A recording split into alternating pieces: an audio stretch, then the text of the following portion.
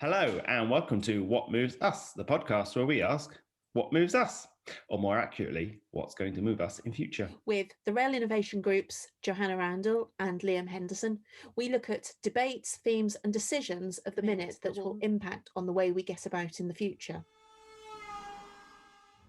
Hello and welcome to the latest Rail Innovation Group podcast. That was my very sensible way of saying that we are here again to talk about some of our latest work, and we've got all of us, the dream team, are back in the room in Soho. So I'm Deb Carson and my two marvellous colleagues are here too.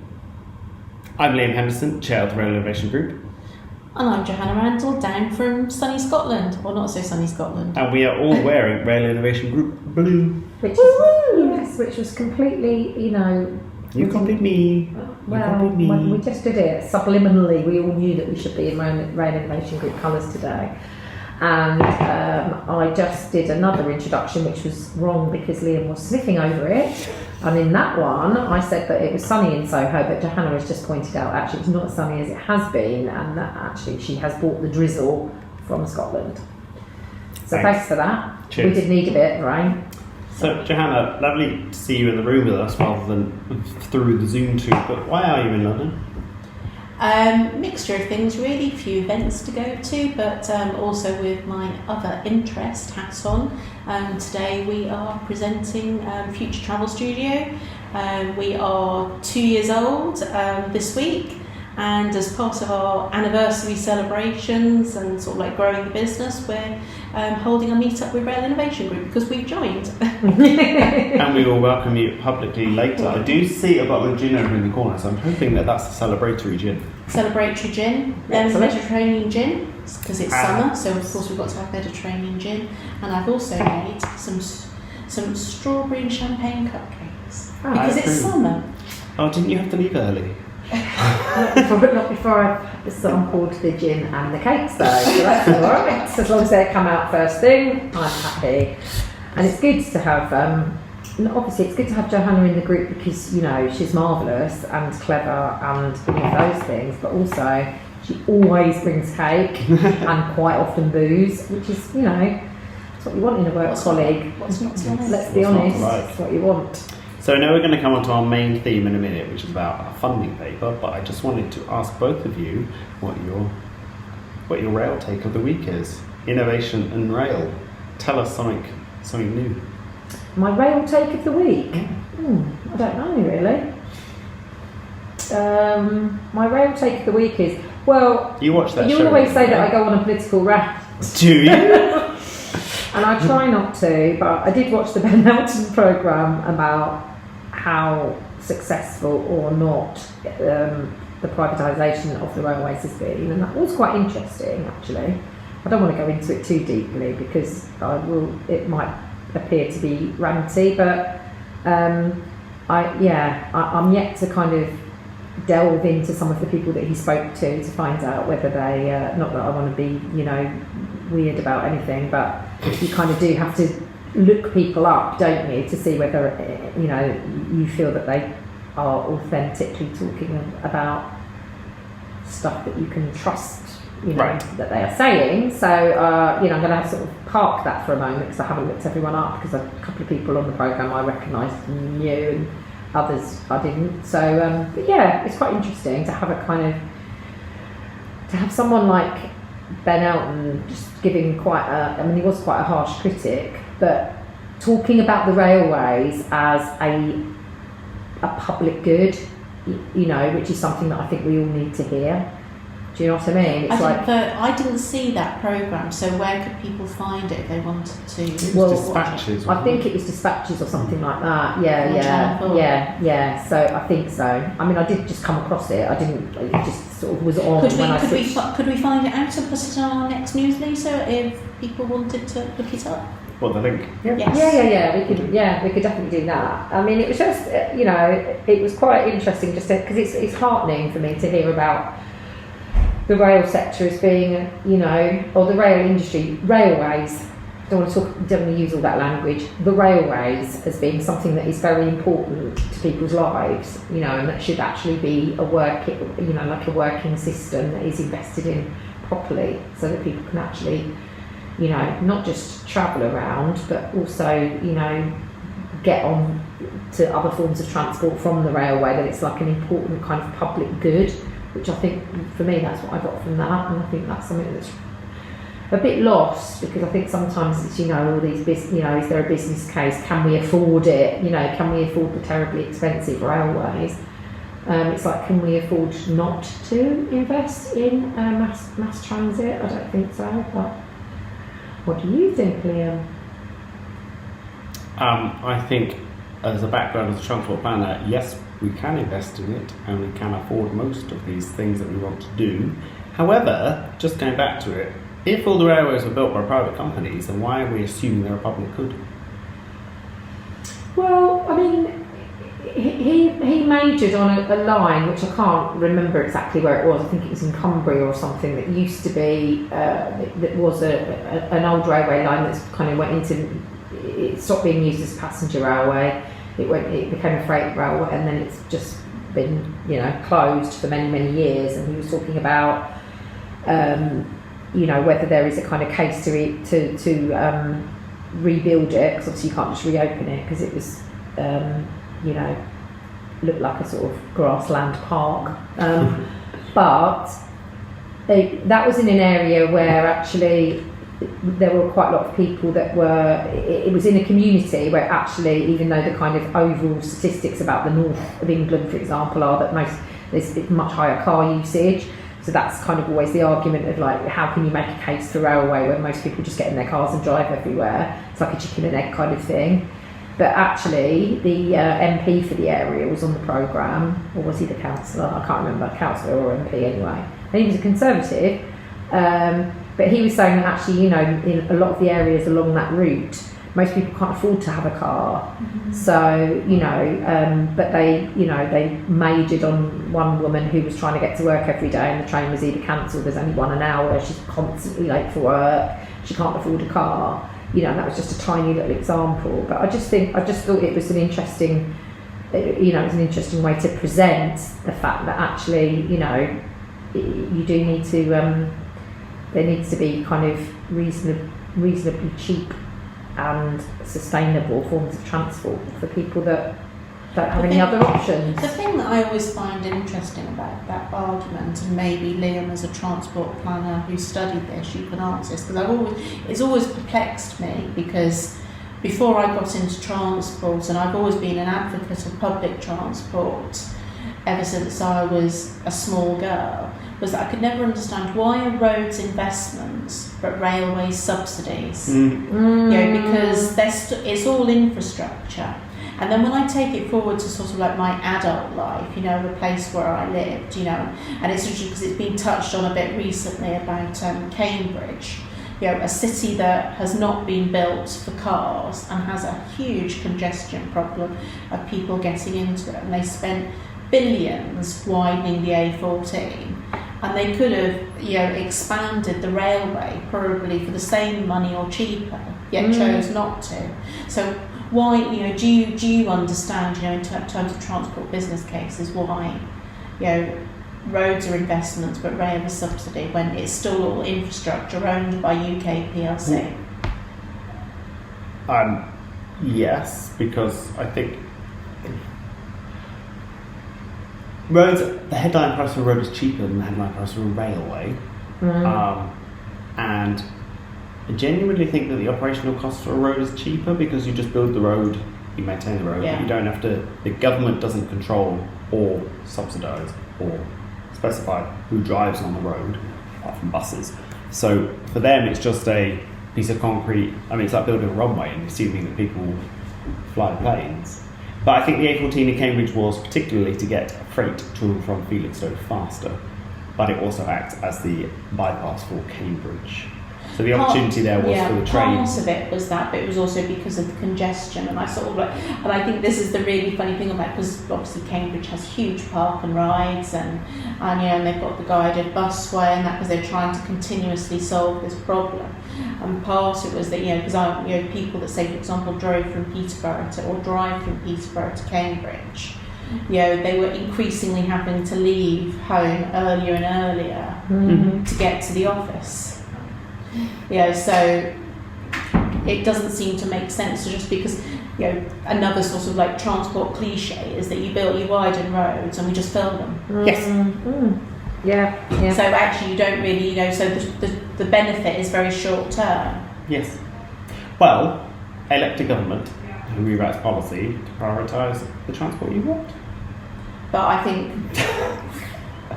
as we all know, transport is not a priority when we all vote at elections. It very rarely, if you're lucky, it might have 2 or 3 lines in about transport policy, because we all have, particularly now, we all have bigger priorities, don't we? Well, access to opportunity should be one of the highest priorities, and transport is access to opportunity. And also net zero should be one of the highest priorities, and transport is one of the biggest emitters of carbon, transport overall. And I think that, it's kind of slightly concerning that the current government seem to sort of think that electric cars are going to solve all the problems that we've got in terms of transport, decarbonisation. But it's all right. We don't have enough power to generate. We don't have enough power to power them, so it'll be all right, because that will just stop the car use. Yeah, no one can charge their cars. It doesn't. I know it's a complicated picture, and it's obviously there is lots of embedded carbon in cars. There's lots of embedded carbon in trains, but equally congestion is a big problem in terms of economic productivity in this country. I think. If you actually got people to work, I know there's patches of evidence about how much it's cost the economy, people sitting in traffic jams. And that, air pollution is also a problem, and even electric cars produce pollution because the tyres do. So it's you're not getting rid of all the pollution. You're not getting rid of all the pollution. You're certainly not addressing the congestion. And also, I just think it's almost like a kind of, not exactly philosophical, but like a societal thing. I think, and I had a conversation, was it with you, Liam? I can't remember, with someone sort of saying, what's interesting at the moment, if you're someone like me or us that travel on trains a lot, is actually leisure travel is on the up. And actually, I travel on HS1 a lot because I live in Kent, and you see loads of people having lots of fun on the train now. On Saturdays and Sundays are as busy as during the week. Interestingly, people sort of travelling up to London with their little bottles of prosecco, and they're kind of having a nice time. And I think that's something that actually is part of the whole positive narrative around rail. Can't do that in Scotland. Booze is banned. Oh, booze is still banned. Do you know, it's interesting because I was just about to go on to a positive story about in the fact that there's going to be this pilot about doing away with peak.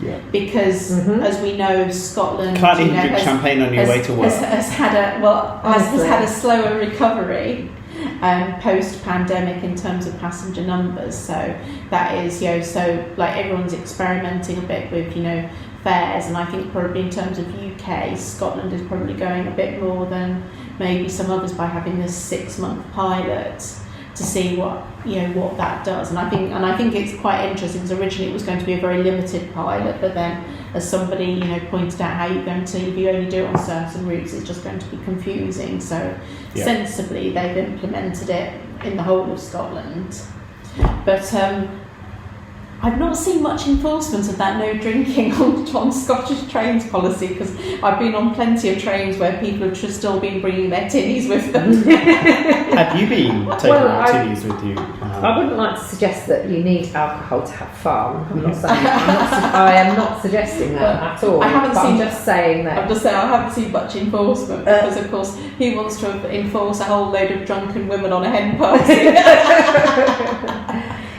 But yeah, I think it's something that we should probably talk about more when we're talking up rail, which we obviously all do as advocates of the railway. It's a nice way to travel. But I think it's interesting, sort of like thinking about the main purpose of why we're all in the room today, talking about the recent paper that was published on improving the innovation funding ecosystem, because we are talking about ecosystems and we are talking about innovation around rail transport and that. And I guess really it would be useful for us to explore, what are the challenges, for micro and small businesses in sort of like, just accessing that ecosystem and how they get there. Well, shall I say a bit about what we did and why we did it, and then Liam can say a bit about kind of what we found. But you wrote the report. I'm just assuming I'm here to look pretty. I'm assuming you're talking. Yeah, but Johanna's going to interview you. You're looking pretty on the radio, as they say.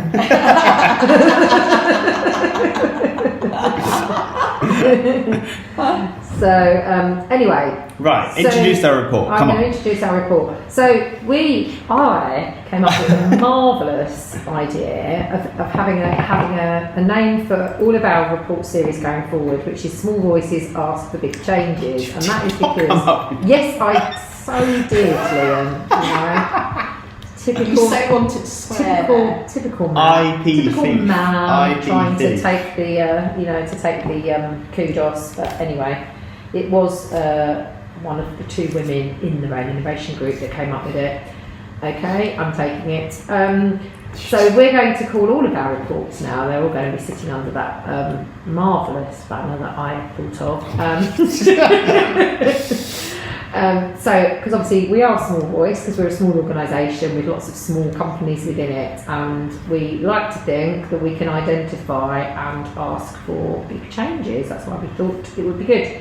So this next one is in the series is a report that we decided to pull together because obviously lots of our members are small, micro, SME businesses.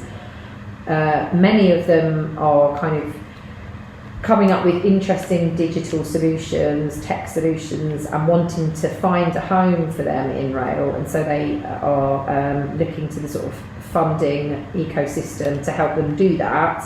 And we kind of had heard anecdotally many times over the course of the time that the Rail Innovation Group has been in existence that actually their experiences were not wholly positive, in that they might have successfully got funding from whichever sort of funding source that they went to, but actually the outcome of them receiving the funding and actually getting the whatever product or approach or whatever it was that they had into market to be sort of commercially viable didn't seem to be particularly successful. So we talked to our members in a bit more detail. We decided to sort of write a short, snappy report, which we did, which basically just set out some questions that we had, and then we kind of pulled it into a few themes to try and work out exactly what it was we were trying to say that needed to happen really to make things better, so that we could actually talk to government in the future and say, well look, this is what our members are saying, this is where we think that perhaps we could add more value. So that's what we did. So we came up with three. I'm looking at our press release. We had sort of top three asks from funders, which were to improve the funding ecosystem by overhauling the funding process using a consultative process. So in other words, please talk to us and we will help you to make the process better and more effective with better outcomes. The second one was that we wanted that there is a strong entrepreneurial culture, and that needs to be supported through the process, so that encouraging sort of innovation, risk taking, whatever you want to call it, is actually kind of born through the process, which we don't feel like it is at the moment. So all of the quotes within the report from our members are anonymised, but one of the quotes that kind of supports that particular theme is, and I'm quoting now, the application process doesn't allow for you to learn or work with a customer on the product. It encourages waterfall building, I love that term, waterfall building, but doesn't include market feedback or the opportunity to scale and change the approach. in fact, the current system penalises us, in brackets, if we modify during delivery to meet the opportunity. So that's just kind of, that's how we set the report out, which was that we kind of pulled out some of the key things that we thought would be interesting, and then we kind of backed that up with some anonymised quotes.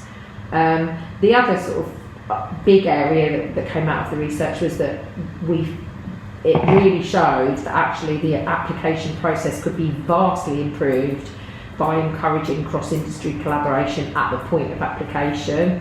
So that was like, you know, collaboration between startups, it's established companies, universities, actually could help create a funding ecosystem that was much more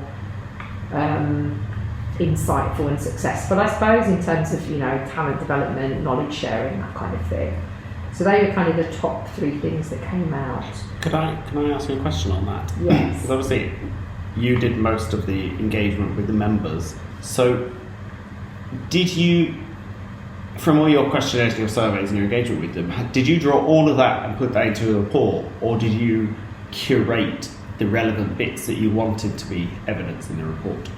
I pulled it all together into one place to begin with, and then I kind of themed, I pulled out some themes from all of the kind of engagement that I had, which is why it's, you know, typical with this kind of thing is that we ended up with quite a small, snappy report, but we had lots and lots of, you know, we had quite a big document behind that. So, but yeah, so I pulled together all of the comments under each of the questions, and then inevitably, you know, shuffled things around because some people answer questions in different ways or start talking about something else when you're doing sort of, when you are doing, what's the word? Quite subjective engagement. Do you know what I mean? You'll get people that will talk about all sorts of things. You know, it's not like answering a questionnaire or something. You'll get people that. Well, and also we're asking about like their business growth. Exactly. Yeah. They're passionate about. They're passionate about it. You know, they've had very different experiences. Some of them have had positive experiences. Most have had a sort of mixture of positive and negative, and some had some really clear, you know, quite bad experiences really that kind of put them off rail, which is very disappointing. So I think it would be interesting to explore a bit more about that whole entrepreneurial culture, because, and the reason why I think it would be interesting to explore that in a bit more detail, you know, because some people might find it useful, because there is a live Innovate UK competition, first of a kind 2023, that was launched a couple of weeks ago, with applications going in on the 26th of July. And the limitations that you said about the current application process, that, you know, it doesn't, you know, it limits learning, it limits collaborating with customers, limits scalability and adaptability as part of the process. Yet what's really interesting, from what I can believe in terms of the difference between applications that are successful and those that aren't successful, if you get your feedback on your applications, that quite often they point out, couldn't see how you were going to scale this product, couldn't see how you were going to take this market product. So it's quite a big element of the application process. So why are, you know, our members finding it difficult to go to the next level on whatever it is they develop at the innovation funding stage? Because I don't think there doesn't seem to be any deep engagement between the funders and the applicants. So I think it's just, it appears to be, you know, a kind of a tick box exercise. I don't want to say, you know, that seems a bit harsh, but, you know, it's like if you're going to offer, you know, it's much easier in a way, isn't it, to have a pot of money and then think, okay, we're going to look at these different applicants and they're going to kind of, you know, we've got a list of criteria and we'll match them to that and then we'll give them the funding. But it's like to actually join up the dots between the funding, what industry actually needs, you know, which is another big thing, isn't it? And particularly what industry is allowed to buy. Exactly. But from my understanding of the way the Innovate UK process works, is that industry collaborate with Innovate UK on what the challenges are, and that's how the challenges are set. Yes, I mean, I don't know. Okay, so I, from my previous knowledge, know that you have, Johanna, have quite good knowledge of the people who come up with this scheme in the first place. So from your background, do you think that those people who came up with the scheme in the first place understand the way small companies work? There's a $64 million question, isn't there? Because if this scheme, if public funding, let's not just pick on First of a Kind, if public funding is designed to help innovation, is that innovation the mass innovation that government wants, or is it small companies coming up with lots of good little products? Because those two things are not the same, because the public sector cannot accommodate small little companies coming up with loads and loads of interesting things. Yeah, I agree with that last point. And I think, is it almost questioning the very process? Yeah, it is. Because, here's a couple of more anonymised quotes, okay, in that vein. So one is, the way to craft a successful submission almost limits the potential innovation we could offer, which is not what the idea not what you would yeah, because it's probably there's a way to to win a competition, isn't there? Yes. something which was also quite surprising to me, and this was just one of several. It feels like the assessors are scoring the quality of the bid writing rather than the quality of the innovation, perhaps because they don't always understand the product, which again is that's quite a damning sort of bit of feedback, isn't it, really? But one that we had to kind of consider as part of this.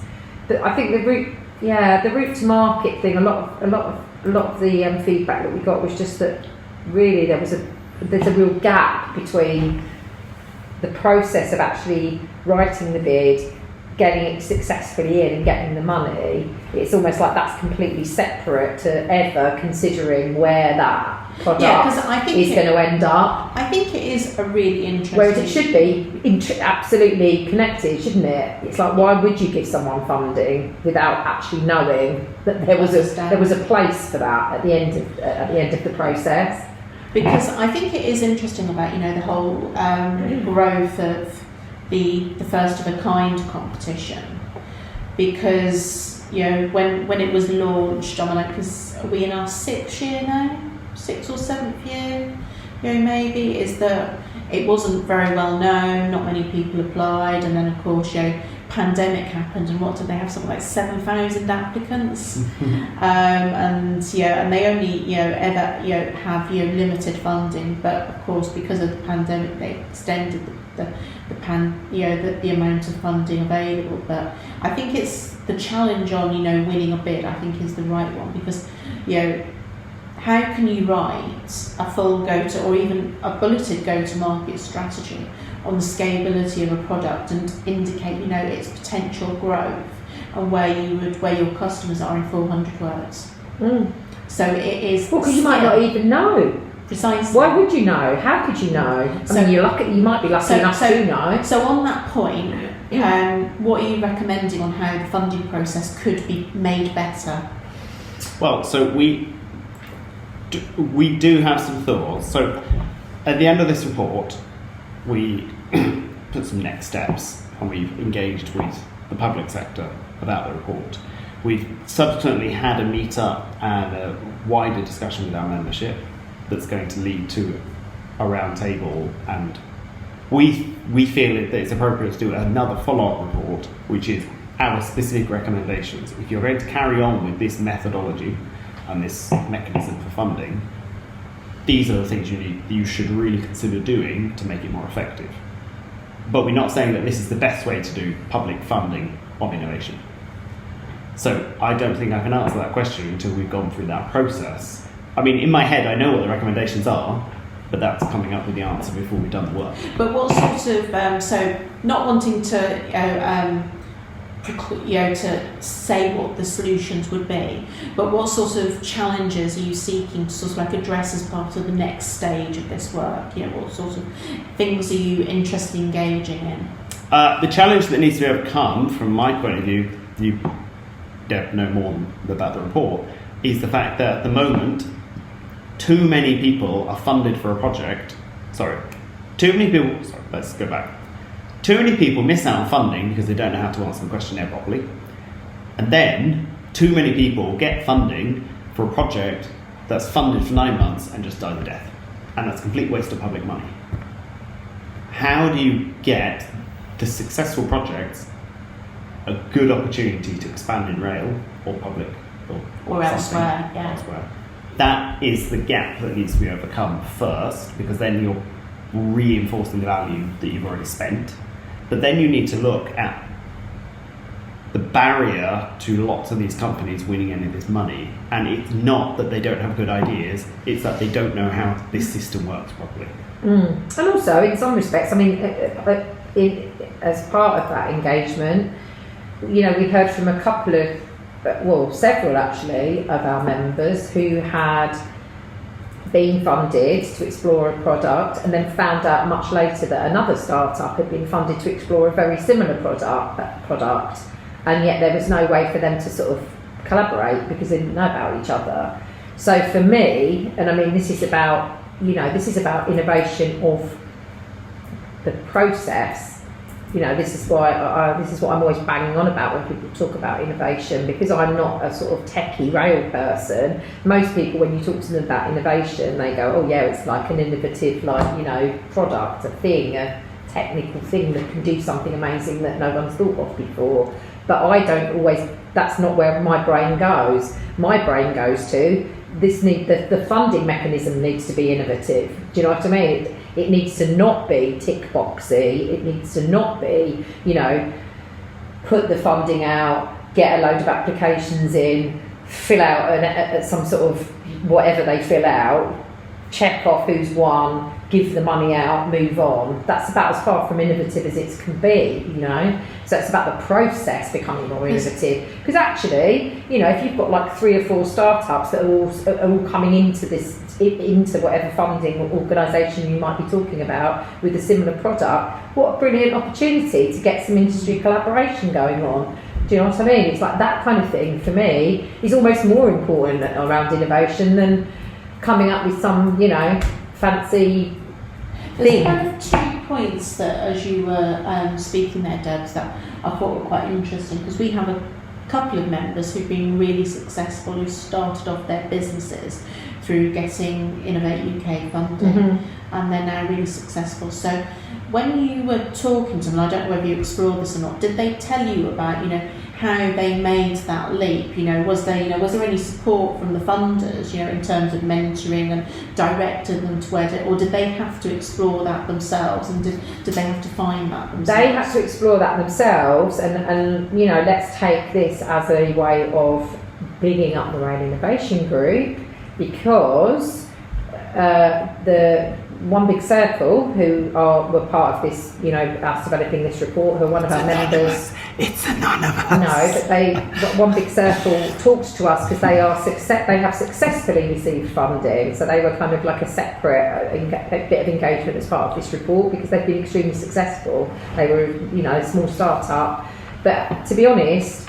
that they were very clear about the fact that actually they became successful by chance, because they came and found the Rail Innovation Group, and we put them in front of people, and they managed to speak to the right person here and the right person here in the industry, and they somehow or other, and they've been quite open about that. It's not like they, you know, and that's not really particularly helpful for people that might not be lucky enough to find the right people. And they have a very charming founder as well. And they have a very charming founder, but you know, it's like, you know, a lot of people that we spoke to, a lot of our members have said that actually accessing mentoring, ad hoc support from relatable organisations would have been extremely helpful. But yeah.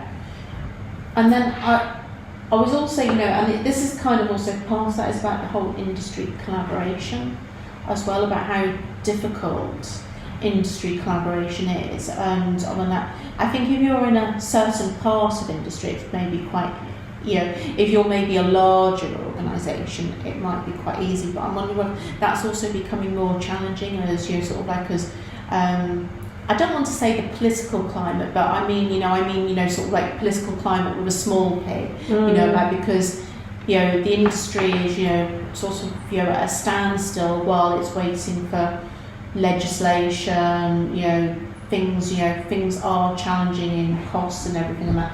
And I think resources are an issue. So are members finding that industry collaboration is actually getting harder rather than easier, despite the fact that we've all been on this innovation journey for quite a long time?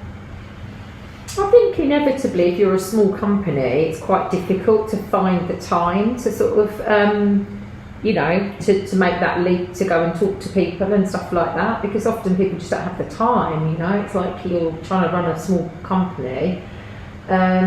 Interestingly, like with my old hat on of working in local government as well, like if you look at things like what used to be what is still the Local Government Association, they had like their improvement and development agency where they did tons of stuff around networking and, getting people together and all of that. But to be honest, I think inevitably when funds start to be removed, as they have been certainly in the public sector over the last decade, that's the first stuff to go. It's like the nice to have stuff, like the kind of networking events and all that sort of thing. That's why I think people really appreciate organisations like the Rail Innovation Group, because that's what we're all about, is actually getting people to just come and hang out and chat.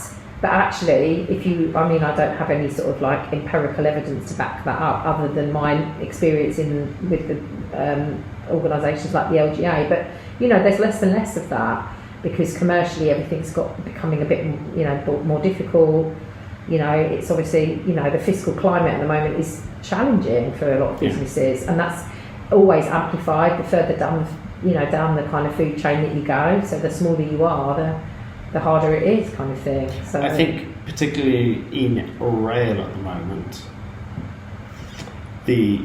just from my talking to people who work for the rail industry, whereas operators or anything, is because funds are so dry at the moment, getting any discretionary spend is a big, long process. So the less is, they kind of just don't have the energy to go through that process, which means that they are less receptive to people they're meeting who might come up with a good idea, who might have something to show off. So they're focused on those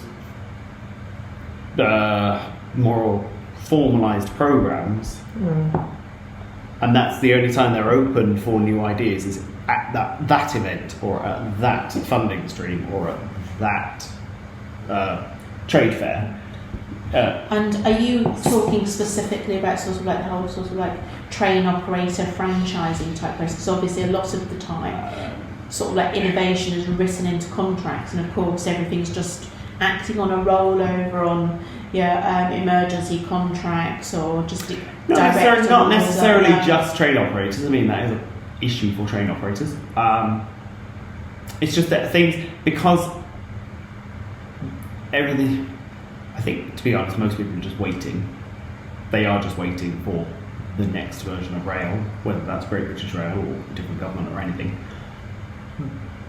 But because they don't think that there is a route to engage, there's nothing they can do if they talk to a small digital company who has a good, cool product, unless that goes through a formal process. So they're just less incentivized to network and talk to these companies or learn about what they do.